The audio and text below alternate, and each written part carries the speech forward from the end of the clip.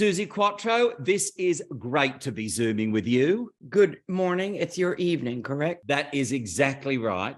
Music royalty, we know, trailblazing queen of glam rock, but really, I should be calling you Dr. Quatro because you now are a doctor in music, right? I am. It's amazing, first of all, because I didn't even get my diploma. Mm-hmm. I think that's really funny. That's me putting the middle finger up at society. Sorry to say, but because I didn't get a diploma from high school, but I'm a doctor. So no, it was humbling to be standing at Cambridge University in front of all those intellectuals.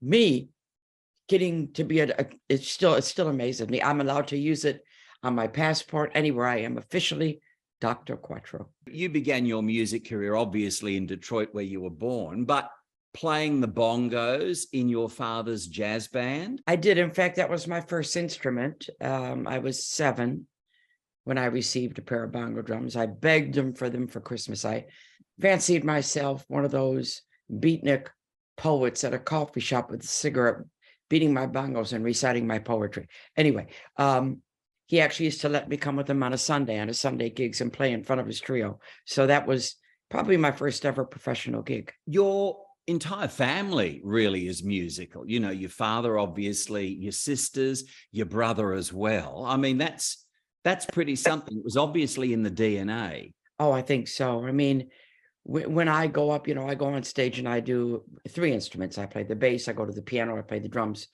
But it's not even a bragging thing in my family because everybody was brought up with music. We all read and write and play piano.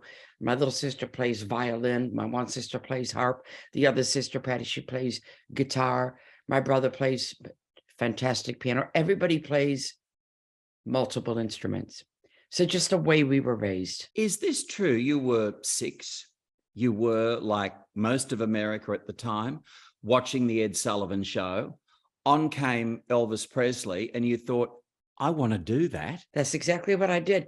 And when I tell that moment, it's still amazing to me that I was actually 5.5 because it was January. I didn't turn 6 till June. That somebody that age, I remembered it happening. I went, it wasn't even a question. It was, I'm going to do that. And I did. So something resonated with me, even at that young age. And I do always say, I've said it for most of my life, entertainers are not made, they're born. Absolutely. Yeah. Speaking of the Ed Sullivan Show, I read somewhere that you and your sister Patty formed an all-girl group. And that was after seeing the Beatles on the Ed Sullivan Show. And I think you were around about 14 at the time. Yeah, correct. It's amazing how many things that Ed Sullivan Show did. Yeah, we saw the Beatles. That was their first ever appearance. And as soon as they were finished, we got on the phone with our friends. There were 2 sisters we knew that lived around the corner and another girl we knew that lived 4 houses away, whose father was in my dad's band, which is so strange. And everybody was screeching about the Beatles. And then Patty, my older sister, she said, why don't we form an all-girl band? And everybody just went, yeah, what a great idea. And everybody quickly picked an instrument. And for probably the only time in my entire life, I didn't speak up. And that's not like me. But at the end, when everybody had picked, I said, hey, what am I playing? And my sister Patty, she said, you're playing bass. I said, okay. I didn't even question it. It's so funny how fate works out. And my dad gave me, I said, my dad, he had everything in the house. We had 3 pianos and just everything. And I said, Dad, do you have a bass? We're starting a band. He said, sure. And he gave me for my first bass, which makes other musicians foam at their mouth and go green and want to beat me over the head. Yeah. He gave me a 1957 Fender Precision for my first bass. The Rolls Royce of basses, essentially. I mean, it was written in the stars that I was going to be a good bass player. That's the hardest bass. I didn't know this. I didn't even know there were smaller basses. All I know is I asked my dad for bass and he gave me that. And I thought, okay, this is what I have to play. So I learned on the hardest one, and I became proficient on the hardest one, even with my small hands. And then it was called the Pleasure Seekers, of course, that band in its first incarnation. You started touring, as I understand it, and essentially you never finished school. That was kind of, the torch was lit then, wasn't it? It was. And I was about maybe 15 going on 16. We were in New York playing in New York City. I mean, how fantastic. 5 shows a night, getting to Wow. bed at like 4 in the morning. Unbelievable. And I'm only a kid. I had to lie about my age. And I was sitting in the little hotel room, and it was time for me to come back and finish school. And I called my dad and I said, Dad, and my mom was on the extension. I said, I think I found what I want to do for the rest of my life. Mhm. And he said, right. And I said, I don't want to come back and finish school. And he went, right. And he went quiet. And he said, tell me something, Susie. Is there anything I can say to change your mind? He gave me that little pause. And I went, no. So he quietly put the phone down. How smart is that? He just went, right. In other words, you've made a statement. Mhm. I'm just going to put the phone down. So it gave me that pause for thought. I did, that's a big thing. I went, what have I just done? I was sat there for a minute, and then I went, yeah, Mhm. yeah, this is what I'm doing. But he made me stop and think. But by the same token, it sounds as though he was letting you make that decision, even though you were consulting with him, which is a courteous thing to do. Ultimately, he was leaving it up to you to decide after Yeah. you made that pause. Absolutely. How thoughtful and gracious is he? But then, as an entertainer, he understood where you were at, I'm sure. He did. And I think he wanted to be absolutely sure that I was sure. Yes. So it didn't force me one way or the other. Just, he gave me the option. Can I change your mind? I said, no. Click. Yeah. Right. Now, the Pleasure Seekers, they got their first big break supporting Chuck Berry, as I understand it. There you are, kind of young girls starting out, touring all over the place, but then to work with somebody of that caliber at that point in time. Yeah, I remember watching him. We did our set, and then he came on. I didn't, I've always been the kind of artist that I'm not, maybe just my mindset. I don't get in awe of other artists. I just think, okay, there's that person. What can I see? What can I learn? That's more my attitude. I'm not one of those, I look at them as a colleague, even though I was nowhere near him in success. I'm doing what you're doing. So I look at them professionally. 1971, you're spotted by Mickey Most, English record producer extraordinaire.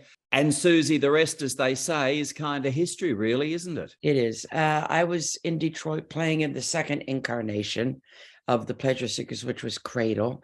And I had gone from being, the front person. I did 99% of the songs. I was the front girl, the showman. And then we changed the band around, and everybody wanted to go heavy, start to write our own songs. And we brought my little sister in to sing, and I was put more at the back, which, okay, didn't love her, but okay, let's see how this goes.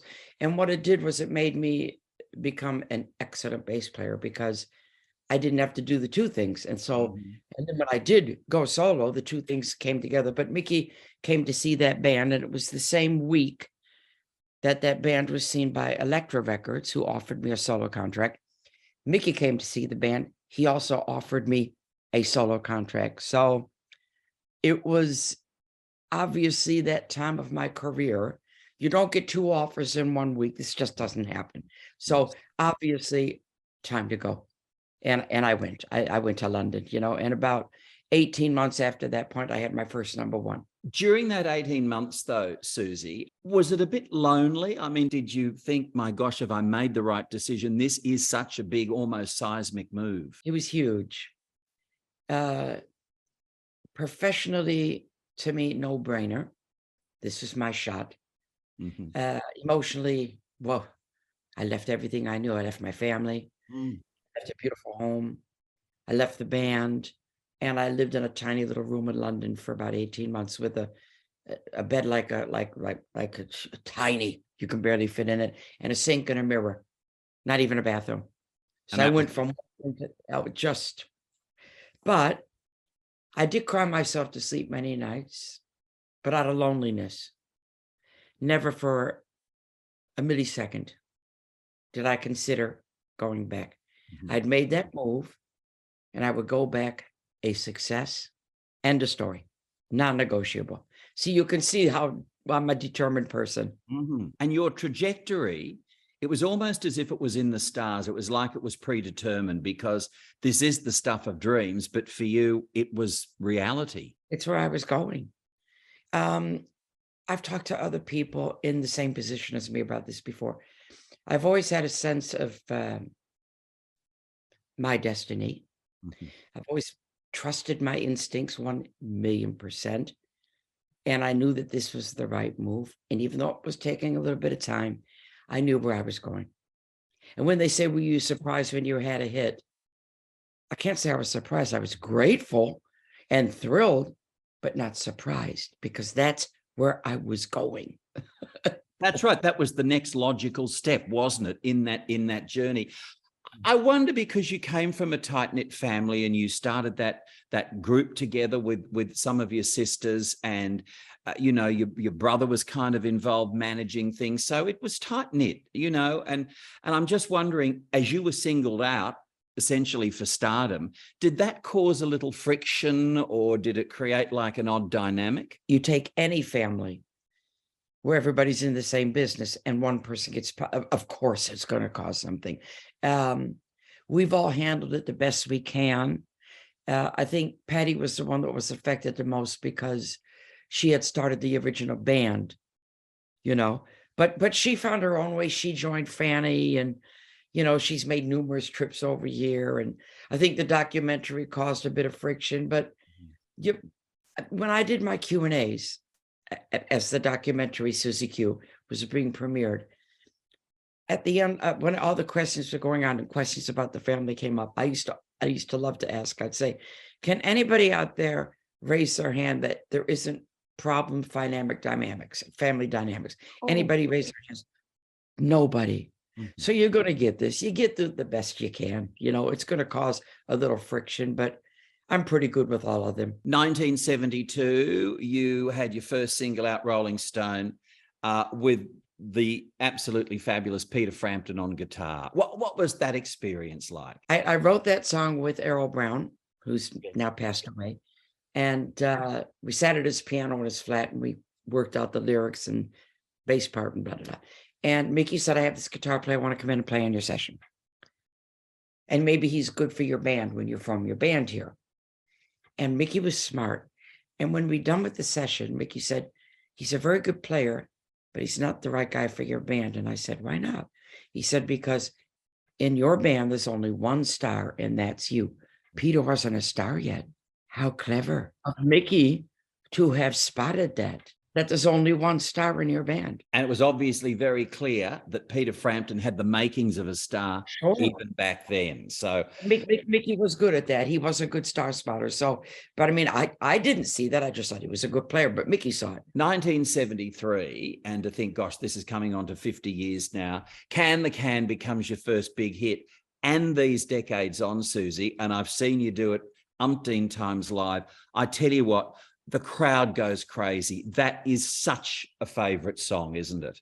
And the band at the time, my original band, we put that together in the basement of Rack. Mike brought in the demo, and everybody put their 2 cents in. The drummer came up with that wonderful intro, and that intro became a signature intro for me. I guess it's just one of those let it all hang out songs, isn't it? I came up with that nice little bass solo in the middle. Yes. And I remember it was done. And Mike said, Suzi, go back in there. We just need something here. And I went, no problem. And I screamed. And that scream is a signature scream. I mean, you think about Can the Can, one of many truly great songs that you do that were either written or co-written by Mike Chapman, who maybe people don't know is in fact an Australian music whiz. Devilgate Drive, 48 Crash, Daytona Demon, a beautiful song, Stumbling In, that really, though other people can do them, there is something that your voice brings to each and every one of those songs, Suzi, that is just It's irreplaceable, and it is just so you. Thank you very much. Mike wrote specifically for my personality and specifically for my voice. And I just have to tell a little anecdote because you just said it. You know, Elvis and me are connected from, like we already talked about, and there's maybe too long for your show. There's at least 11 epiphanies where he's just been on my shoulder my whole life. And I was recording my tribute to him, Singing with Angels, which you can Google. There's a film clip available. You might want to show a bit. It's my tribute to him. I never met him, but I did that song with James Burton on guitar. Yes. His guitar player, and the Jordanaires. Unbelievable. I mean, he was gone. It was my tribute. And during a little break in the session, James wanted to hear my new album, so he put headphones on. And we're walking around outside, and he took the headphones off. I'll never forget this. And he said, I got to tell you something, Suzi. I said, what? He said, you got what Elvis had. I went, what? I mean, you couldn't, my eyes went that big. I said, what? What do you mean? He said, I can only explain it in this way. And you just said it. He said, whatever you do, it's you. Yes. And I will take that compliment to my grave. I don't care if he didn't mean it even. He said it. I'm not going to take it. You talked about there are so many moments in your life and Elvis's and almost like sliding door moments, but then he's kind of like on your shoulder. He's with you. For instance, leather. That is like your signature, the leather jumpsuits. Elvis loved a jumpsuit. Am I right in thinking that he actually inspired that look in you right back in the day? Well, I watched him on the Comeback Special, and I decided when I saw the Comeback Special, I was 18, and I said, that's my look. Because I'm Elvis. In my head, I'm Elvis. I have the same in my brain, I just was. So I went out and got my first leather jacket. And when Mickey saw me at that gig, I was at the back, as I told you, saw the band, Cradle, and I came up and did only 2 songs. One was one I wrote called Brain Confusion, which ended up on the B-side, I believe either Rolling Stone or Candy Cane, can't remember. And then I went, going to a party at the cottage. So that was my second song. Yes. And then I just stepped back, and Mickey just went, what? What was that? So this is all the way through my life. These things have happened. And then you did a rendition of All Shook Up, and that too was just one of those almost defining moments of this situation between you and Elvis. And he wanted to meet you, but you turned him down. And I wonder why, Suzi. What was it that just made you think, I'm not ready to meet this man yet? I'd had about 3 or 4 hits in 73. This was released in America. It was in the lower end of the charts. And when he called, something in me said, wait till you've had a few more hits. Maybe I wanted to meet him more on an even keel. So I just said I was too busy to make it that time. I didn't know he was going to pass away. But how strange that is. He said, I heard All Shook Up on the radio, and it's the best version since my own. There is something, and I think it is in your incredible Suzi Q documentary. And it's such a spooky moment. Even just thinking about it sends a chill down my spine. Can't imagine how it kind of works for you. 1977, you audition, of course, for Happy Days. You get a phone call to say you've got the part. At that point, you look up at the television screen, and this is right, isn't it? Elvis Presley had just passed away, and that was a news flash on the television you were looking at. I'm on the phone, that comes on. I was going like this and then crying. And like, it's amazing that happened. You can't invent that kind of stuff. You can't invent it. You're very psychic, and you've been honest about that. I'm not sure if your psychic abilities goes into sort of that of a medium, but do you ever sometimes feel his presence around, like really feel him around, like when you're in a recording studio or something, there's just this indefinable presence there? I feel him all the time. I'm glad I didn't meet him, because he wouldn't be around. He wouldn't be around me like he is. I have an Elvis calendar every year, and often I'll go by that calendar. I do it just without thinking about it, and I'll look at whatever month is up there, and I'll go, I know you. So I know. I just feel like I know him. I know all his people. We've since become acquainted since he passed on. And they've made me part of their team, the TCB team. I've met everybody. And apparently he used to go to the English disco in California, the VIP area upstairs. And that guy, there was a huge Suzi Quatro fan, Rodney Bingenheimer. And as Linda Thompson has asked over and said he used to watch videos of me up there. And not any kind of weird intent. He was watching with interest. So there is a connection. It was almost if you had this kind of spiritual connection, perhaps, even if you didn't know it at the time. I think we did. How else can you explain having that thought at 5.5? That doesn't happen. No. And it was said with assurance, I'm going to do that. Didn't question it. I'm going to do that. I knew it. And my mother brought me a poem when just her last trip here before she got ill and passed away. And she kept it for me. It was a poem I'd written. I believe it's in my poetry book, my first poetry book, called The Depression of a Rock Star. I wrote it at 12. How could you possibly know? I don't know. It's incredible, isn't it? People are screaming, and then you have to go home alone. And I'm going, where did that come from? There's definitely something there on another level. What was the reaction to your fabulous Rolling Stone cover? And there you are in that extraordinary pose. I mean, that was a huge statement for 1975. What was the reaction like, Suzi? I have to be honest about it. I didn't realize what I was doing and that I was making all these big statements. I actually just have always been one of those kind of people who stubbornly refuses to compromise myself. I just won't compromise myself. I was just being me. I didn't know that I was breaking down barriers and trailblazing and this and that. I didn't know about any of this. I was simply being me. But when I did realize that, I have to jump ahead in the narrative, because I went to the premiere at the Regent Theatre in London of the documentary. And I wanted to see it on the big screen with an audience. I wasn't supposed to go into the end, but I snuck in, of course, because that's how you get your real impression, is to hear it with an audience. That's where you really know how it's going down. So I stood there at the corner. A couple of people saw me, and I went, stood there watching. And star after star, female, star after star came in. And if I close it in and say what they all said, if I paraphrase, none of them, they all said, wouldn't have done what they did in life if it hadn't been for me doing what I did. And I started to cry, because it was the first time it dawned on me that I'd done that. I didn't have an agenda. I didn't. And I cried, but got it together when I did the Q&A. But the next day, I called my good friend Cherie Curry. She used to be the lead singer from the Runaways. And I related that story to her. And I said, oh my God, Cherie. I said, I just realized something. She's in California. She said, what?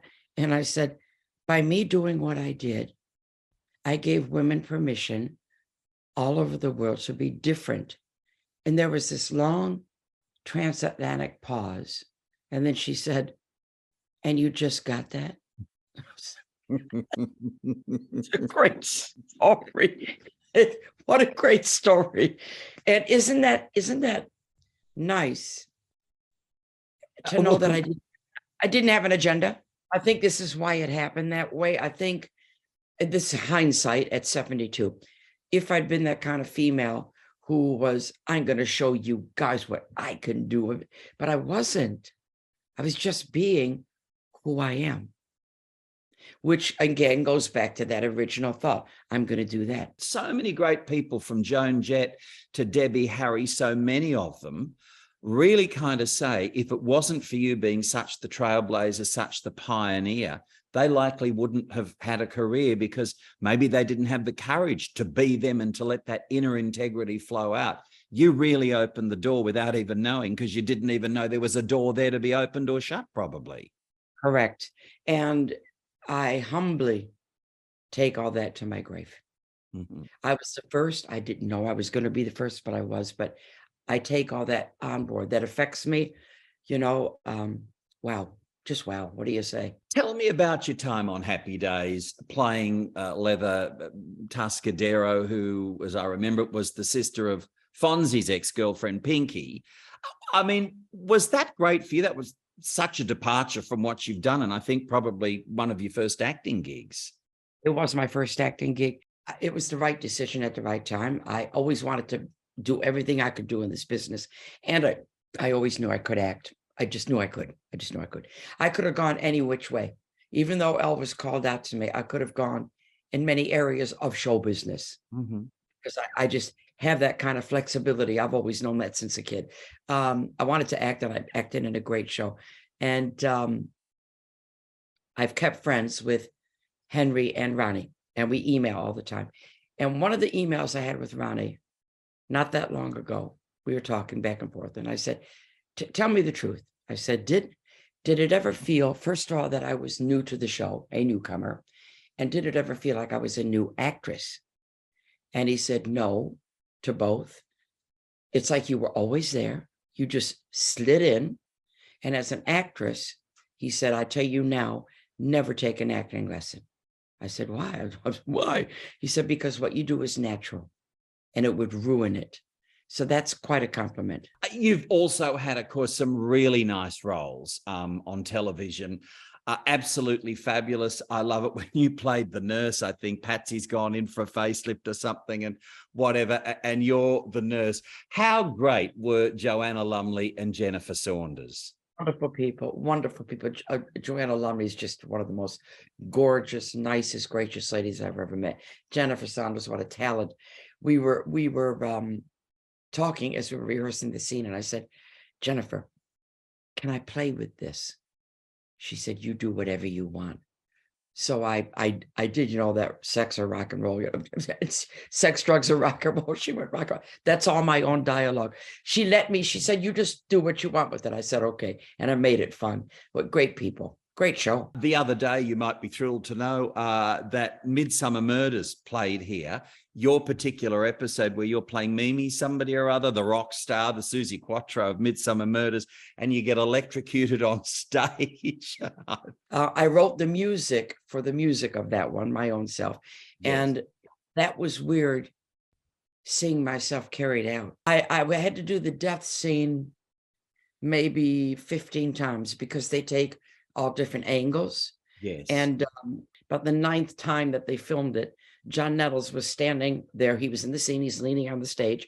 And I turned to him and I said, how was it? He said, it's the best doth since Hamlet. That is fabulous. When you think about the great accolades that have, run through the course of your life, here's a weird one. Let me take you back to 1982 and Rear of the Year only in the UK. I mean, what do you say to something like that? Thank you. And I'll tell you what, it happened to me when I was about 12, 13, right around that age. I was at the pool with my sister, who was my elder sister, 9 years older. So she had boys around. And I overheard one of her boyfriends say to her, that little Susie's going to have a great ass when she grows up. And I went, am I?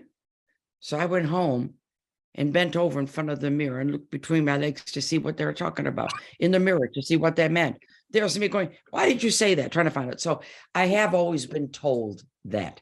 So when I got that award, I took that just as a compliment. And if I come back into a room, I do. Almost 60 years in showbiz. I mean, Suzi, that is a big wow, isn't it? To survive in showbiz like a week is something. To still be there 6 decades on is extraordinary. It's extraordinary that I'm, my last 2 albums, No Control and The Devil in Me, they had success all over the world. I've just released my 6th book. Mm-hmm. I got a duet album coming out next year with KT Tunstall. I got my Uncovered EP out right now, which is doing really well. We're doing a streaming on it. The amazing thing is nearly 6 years in the business, you're right. And I still go out on stage and hope that they're going to like me after all this time. I know. I don't go out there, take it for granted. Yes, I go out and do what I do, but I'm always like, oh. Well, let me tell you something, absolutely for nothing. On the Gold Coast not long ago, they didn't like you. They loved you. I mean, you must have felt the arms of that audience wrapping around you. And what I love about you, Suzi, is that you just pay such respect to your fans by singing the songs they absolutely love. From time to time, occasionally, some, fabulous singing sensations might say, oh, I'm sick of singing those songs. Oh, no, I'm not doing that one. I mean, how do you feel about that? I think it's stupid and ungrateful. Sorry to say. How can I possibly go out on a stage and say, hey, y'all want to go down to and the reaction and not love the song? How can you ever say that you don't like doing what made you famous? I don't get that. I mean, I intersperse with album tracks in the sure, but I'm proud of every single one of my hits, and I'm happy to still do them. 1,000,000%. Yeah, and we love you for it. You touched on the fact that you're an author, 6 books out. Your brilliant memoir, Unzipped, for those who've not read it, it is an absolute must grab. You have written 1 novel, The Hurricane. Is this true that it was in fact Jackie Collins, the late, very great Jackie Collins, having read Unzipped, said, you know what, you're a great writer, you should think about doing a novel? Yeah, she did say that to me. And I did say, I do want to write more because I love writing. And she said to me, I'll just give you one bit of advice. When you're doing your first novel, I'm now working on my second one, pretentious. She said, stick with what you know. So The Hurricanes, it starts using bits of me and then it flies away. So I made the beginning of it just familiar. But as you read it, it goes into completely different areas. But I chose characters close to me. Even my second novel, which will come out probably next year, I've used a couple of characters that are very close to me to begin with, But you should write what you know. But I'm very proud of my second poetry book, Through My Heart, which came out earlier this year. It's, to me, my best work. The people who have read it, it's made them cry and laugh, and they relate to the poems. I love poetry. I'm a real lyricist. My husband always says, you're a poet. You're a poet in your heart, Tell me about your life story coming to the big screen, because biopics are all the rage now, have been for years. But people just really love going to the movies and getting into somebody's life. How is yours shaping up, Suzi? Where kind of you at with that at this point in time? We're doing scripting at the moment. I'm working very carefully with the script writer. I'm not sure if we're going to go movie or television series. I'm leaning to television series because you don't have to shove things in an unnatural time zone, to say, oh, this is too long. Let's put this incident over here. You have to make a lot of compromises when you make a movie. And it would be nice to be able to do a series of my life and keep it all real. I want it to be real. I don't want any bullshit. But it's both things are on the card. So let's see which one happens. The most difficult thing, of course, I suppose, is who is obviously going to pick up that bass guitar of yours and who's going to step into those wonderful leather outfits. I mean, that's a tall order, isn't it? Have you any thoughts that you can share? Actually, it's a short order. I'm only 5'1". But I have said to the people involved, and I'm going to stick to this, I have to explain it this way. Whatever this is, whatever this person is, I know that there's a vibe about me. That's how I explain myself. It's a vibe. And when I meet whoever is going to play me, it's not a vibe you can act. I don't think so. So I'm going to need to, when I shake hands with whoever is up for the part, I'm going to need to feel that. I'm going to judge it. Yeah, I'll know it. You'll know it straight away. In the 90s, and this is another fascinating little kind of nook and cranny of your life, you starred in a smash hit stage show called Tallulah Who, which was about the life and times of Tallulah Bankhead. What is it about Miss Bankhead that really attracted you to her story? I saw her about 2 years before she died on TV. And I thought, what an interesting lady. And I read a biography of her. And it stayed in my mind. I was only about 16 at the time. Stayed in my mind my whole life that I thought she was this woman who was, sounds like me, before her time. Could be harsh, could be soft, could be ballsy, could be vulnerable. And I didn't think anybody truly understood her. And she appealed to gay, straight, male, female. I thought, what a good thing to do, to write a musical about this woman that nobody really got. They didn't really get her. And I guess I could relate to that because I have a lot of layers myself. And I got to play her, which was fantastic. I got to play Tallulah. Do you think there's any chance that your Tallulah Who might come back again? I mean, would you like to step back into that mantle of Tallulah Bankhead? I would love to do that again. That's one thing I'd love to do again. And I'd also love to do my one-woman show that I did in 2014 called Unzipped that went onto the stage. I'd love to do that too. Oh, there's so much. I'm not done yet. Oh, that's why I have to live a long time to do everything I want to do. Your documentary, you talked about Suzi Q, which came out 2019. What was it like, though, from your point of view, putting aside audience reaction, seeing your life unfurl like that on the big screen with so many people from Alice Cooper and whoever else kind of tossing in their tuppence worth? Was it a little intimidating? It was humbling. It was frightening. It was sad. It was happy. I had scissors for my documentary because it's my life. Mm-hmm. But I told the director, even if it's embarrassing for me, if it's true, it stays in. And there are about 6 or 7 cringe moments where when I first saw it with the audience, I actually wanted to go on the ground and crawl out. But I stayed there. And now those moments are probably the best. Mm-hmm. Best. There are cringe moments. Everything's not easy in this business, you know. So I'm glad I did say to the director when we started, I don't want this to be, isn't she wonderful? I said, let's tell the story, Mm-hmm. you know. And so I didn't cut anything out. I kept it in.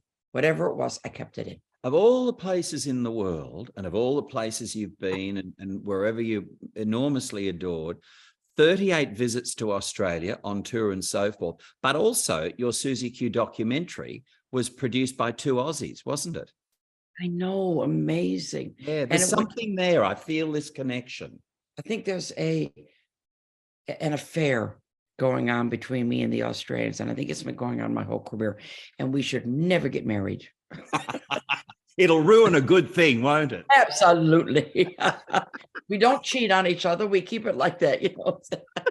No, there is something, I don't know what it is. There's a synergy between us. We all feel it. I feel it up there. You feel it when I'm up there. It's like we grew up together. There's a real love for the country from me and a love from you for me. So it's just nice. I want to just let out a mental picture now. You and Englebert Humperdick playing Scrabble on a yacht in the Caribbean. Now, very few people know about this, but of course, his son, one of his kids, Scott Dorsey, is a great chum of mine. He introduced us and he said, now, Craig, please ask Suzi about that particular day playing Scrabble with my dad, Englebert Humperdick. Very funny. It's very funny.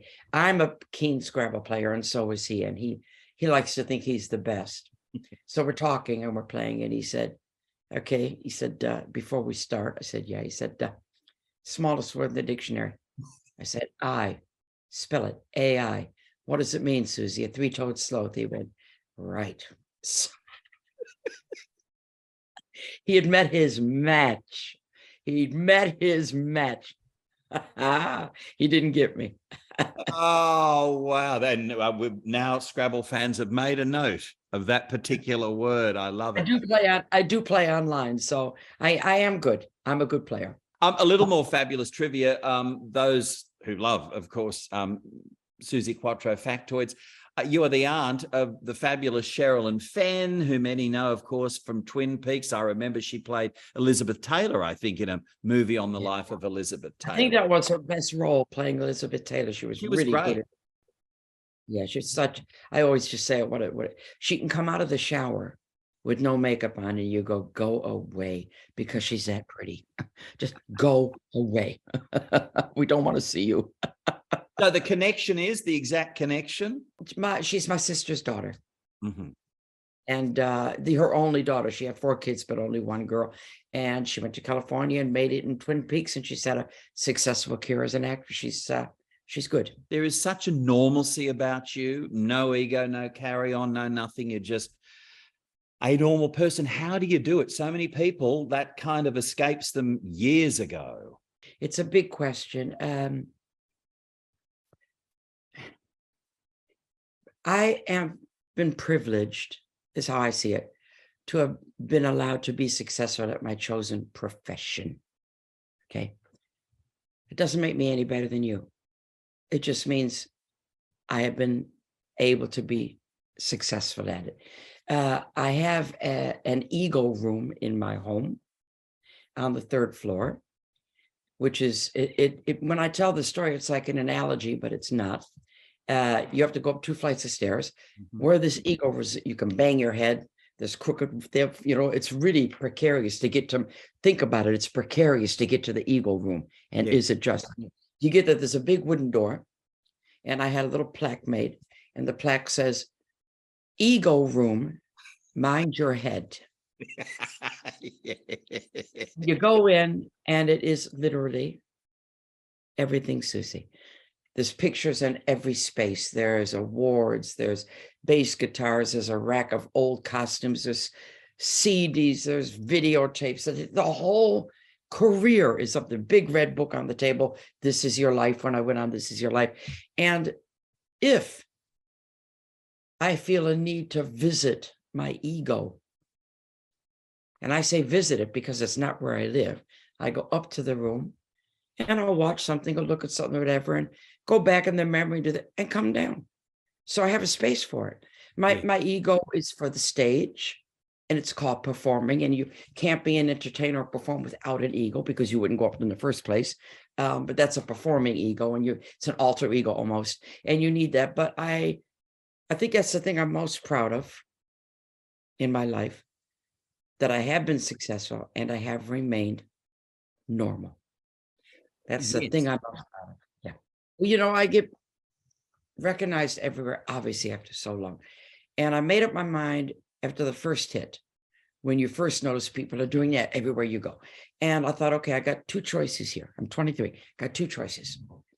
I can become one of those sunglasses, ponytail, baseball cap people when I go out, or I can choose to deal with it and let people come up and say hello. So I've done that for a long time now. And I have my little system when I go to town for something, and you will see it. You see it coming, people go, and they look. So all I do is I look back and I just go, shake my head, and they go, okay. And they go. That's all you want. The one time I did do the disguise, I was at a Cyndi Lauper concert, and I wanted to go backstage and watch the show. My husband said, no, let's go out front. I said, okay. So it's Selfie City, so I didn't want to take away the attention from the stage. So I did put a baseball cap on, hair in a ponytail, doing pretty good. Nobody's bothering me. I went to the ladies' room. I had to go to the toilet. There was a queue. So I'm standing in the queue, waiting to go. I'm thinking I'm doing pretty good here. Nobody's bothered me. The lady in front turns around. She says, love your music. And I said, so this cap and the ponytail not working? She said, not in the slightest. That's one of my favorite stories. I went, okay. And even when I had the mask on, that's security. And I said to the lady, how do you know this is me? She said, I just do. So really, there's no point. I guess my eyes are distinctive. My voice is distinctive. My walk is distinctive. So whatever I do, it's just kind of obvious it's me. Oh, there's Suzi trying to not look like Suzi. Okay, I give up. Now, you and the wonderful KT Tunstall are getting set to record again. What can you tell me about that? She was a fan of mine, which I didn't know until I saw her appear on my documentary. And I was always a fan of hers. We somehow got together. We wrote a couple things remotely. I was going to be on her album. We had lunch. We liked each other right away. And just the day of the session, the night before the session, I was going to go in and the 2 tracks we had written, we were going to put on her next album as a favor. She wrote me she actually called me and said, I don't want you to come in. I said, why? She said, because this is more than that. And I had thought it before she said it, but I thought it's not my place to say, because she's asked me to do something for her. So I'm like, I don't want to push myself there. That's not right. So she said it to me, and I said, well, now that you've said it, I agree. I said, there's something happening here. She said, there is. So I said, come over, stay for a couple of days. We'll go in my front room and we'll create, and let's see what happens. And bang, the first song we did, sitting on the floor with the little tape recorder, me with my bass, her with the guitar. My son was here. He came running in from the kitchen. It's a long house, running. And he said, what's that you're playing? What is it? I said, we just wrote it. He said, wow. And he's produced the album. So it's coming out next year. It's quality, magic, surprising how the voices have matched, because it's not, you can't buy that. We just blend great. We ended up talking about something and then writing it, talking about, so everything is a real deep. And we will write again, because the album happened with no problem. It just bang. And like the record company said, a lot of artists get together to make money. And it's obvious you two are friends. I said, yeah, we are. Again, it's kind of like that thing that you had with Elvis. There's just people in your life, even if you've not met them, and then suddenly you get together and there is that dynamism, isn't there? That connection. Yes. And you can feel it. And I have got really good instincts. And I think I go by everything happens for a reason. You might not know that reason, but you will eventually. And I just follow it. We all have a map. Follow the map. There's a wonderful, I've got it here, your mantra, as I understand it, which is beautiful, Suzi. No matter your color, your religion, gender, your task is to find your light, switch it on, and never let anyone switch it off. I do live by that. Like I said, it doesn't matter. You know, a guy sweeping the street, find your light. We all have a light. If I ever do teaching classes, I will try to help people to find their light, because some people get lost. They get lost in the world. They get lost trying to be somebody they're not. They get lost afraid to be who they are. Boy, here we go. I get serious now. Okay. And you're listening. No, well, intently. And I have to say, it's been an absolute unmitigated joy chatting to you.